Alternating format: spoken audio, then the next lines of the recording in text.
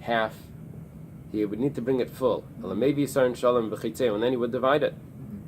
And we're assuming here that he would divide it without measuring it. So it seems like there is no half measurements. So Amar Rav Sheshes Maimoided, what does it mean when we say that he would measure it? Nami diktani mechalek. So 1 second. The Havamina here was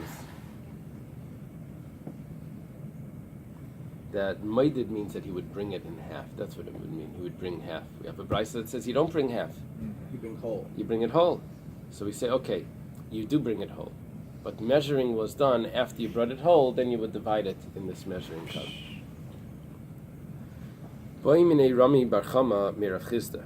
Rami Bar Chama asks from his father-in-law, Rav Chisda, Chatzi Yisaren l'Rab Meir. When Rab Meir says that you have a Chatzi Yisaren, so this detail Rab Meir did not explain to us. Rab Meir told us what you use the two Yisaren of the Gadish and the Machak.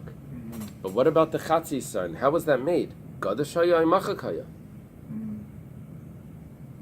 Doesn't say it. V'tibayilach l'Rabbanan. You should ask according to the Rabbanan, because the Rabbanan only have one Yisaren.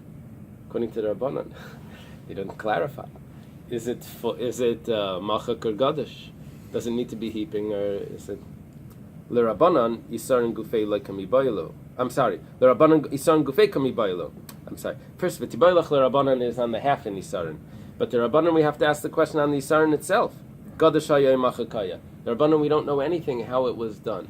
Did you have to make it heaping to get a full Yisaren, or was it the Yisaren even when it was flush with the top? Okay. Amar lei. So Rav Chisda responds. So midir Rab Meir nishmal Rab Meir, midir Rab Meir nishmal Rabbanan. We're able to figure out. If we get Rab Meir's opinion, we'll be able to get what Rab Meir's opinion is. What was our second question on Rab Meir? We only had one. What does Rab Meir hold about the Chatzi Yisaren? From Rab right. From Rab Meir, we'll figure out Rab Meir. I guess that's obvious. And then from Rab Meir, we'll take it over to the Rabbanan. But really, what we need is from the Rabbanan, we need two answers. Okay. Mida Amar Rab Meir Yisaren Machok. Since Rab Meir says that how was the Chaviti Kohen Gadol divided? It was used in Yisaren. It was using an Yisaren that was totally flat. You filled up, it was flush with the top. So Chatzi Yisaren Nami Machak. So let's assume from that the half of Yisaren was also the same way of measuring.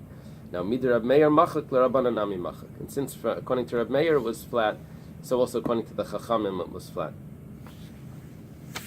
Okay. Boimine Rami Bar Chama mi Rav Chisda. Rami Bar Chama asks from Rav Chisda. Rav Chisda is his father-in-law. Chaviti Kohen Gadol b'ma mechalkan. When the loaves of the Kohen Gadol were divided, was it divided b'yadoi b'keli? Did he measure it by hand, or did he use an instrument to divide it? Not measure it. Did he just pull it apart, or was there an instrument? It says pshita de biyad. Obviously, it was by hand. Di b'keli, because if it was using a measurement, tortini yachnes. Is he going to bring in a tortini, which is a small measuring cup? So the yachnes. Measure a loaf with a cup. Well,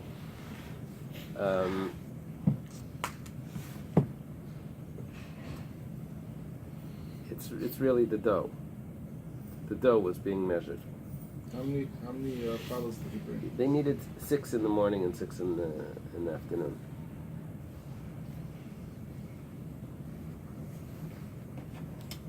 Is it 6 in the morning or 6 in total?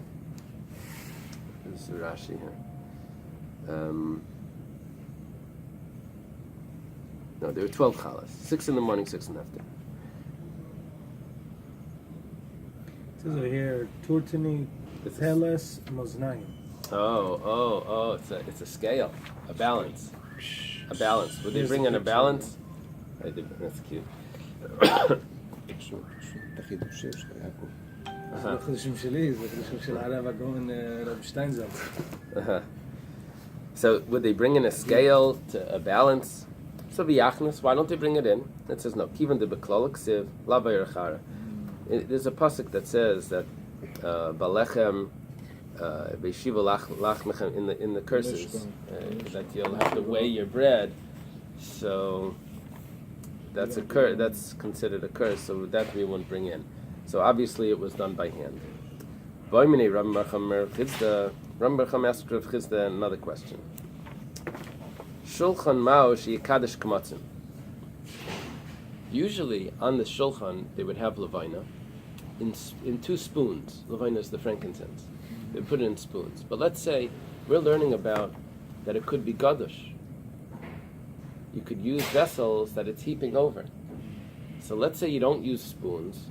You just put it down on the table itself, and it's heaping. There's no indent that it's going into, but it's just heaping on the top. So is that good without a spoon?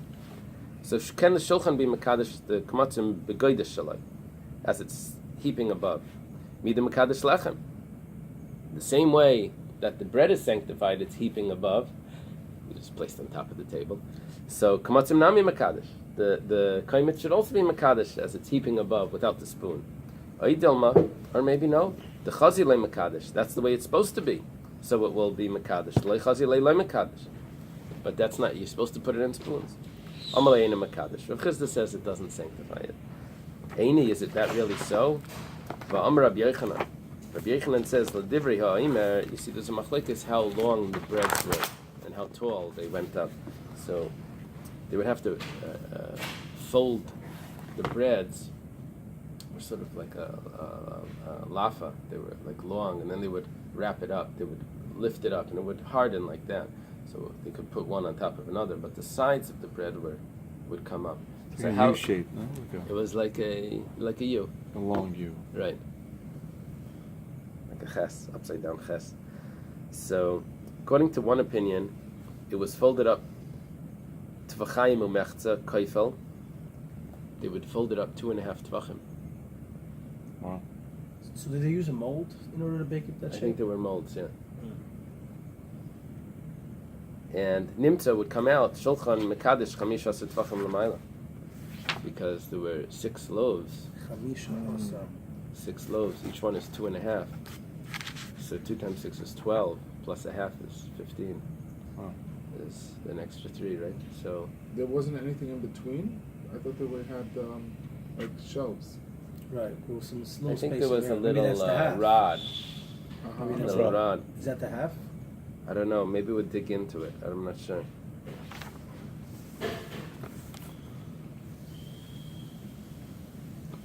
We need Avram Nosson to order one on Amazon.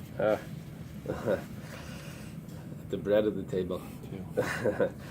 So Nimtza Shulchan. Okay, so it goes for Livi Armit Tvachayim Kaifel, according to the other opinion that we'll have later on. I think in what daf this is Tzadik Vav. Have it next week.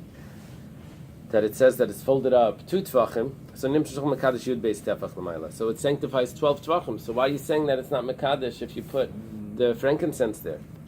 Amalei Eina Mekadesh Li Karev Ava Mekadesh Li Pasal. Yes, it actually would be Mekadesh, but it would only to be Mekadesh it enough that if you leave it there, it will be puzzle for being overnight. However, it's not sanctifying it in the way that we need, which is to be able to offer it, that it needs to be an actual vessel. Okay. Let's do the Mishnah, why not? Let's do the Mishnah. The Mishnah says, Sheva Midish Shalah Chaye B'Mikdash. There were 7 measuring cups of liquid. First one is a hin. The hin is 12 lug. Second one is chatzi hin.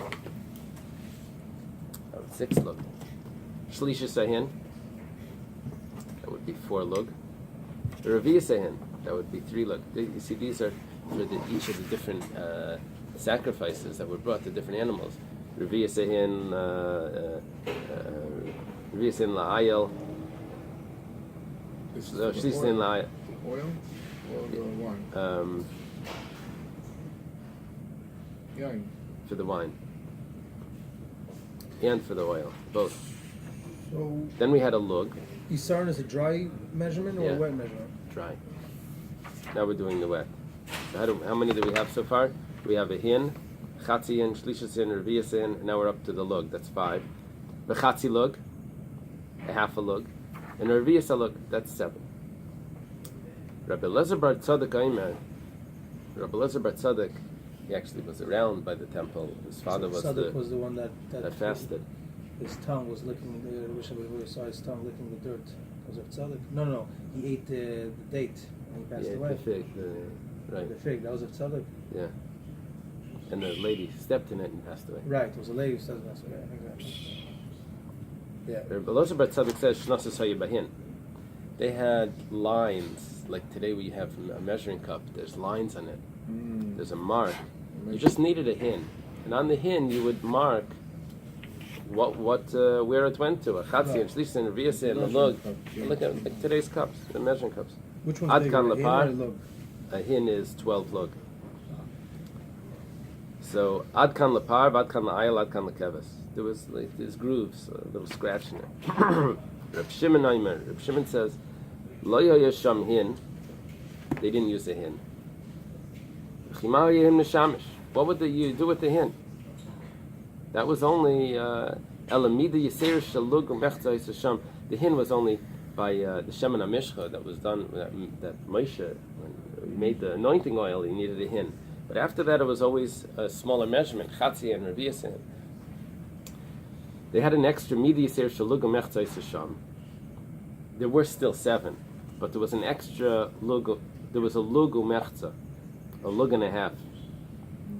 Shabahi Yamaydid leminchas kain gadol, because the minchas kain gadol needed 3 lug, and lug umechza babayka, lug umechza bein arvayim, so they were divided in half. So this kain gadol's mincha made up a dry measurement and also made up a wet measure according to Reb Shimon. Okay. Let's leave it here. Shkoyach, Rabbi Shmuel.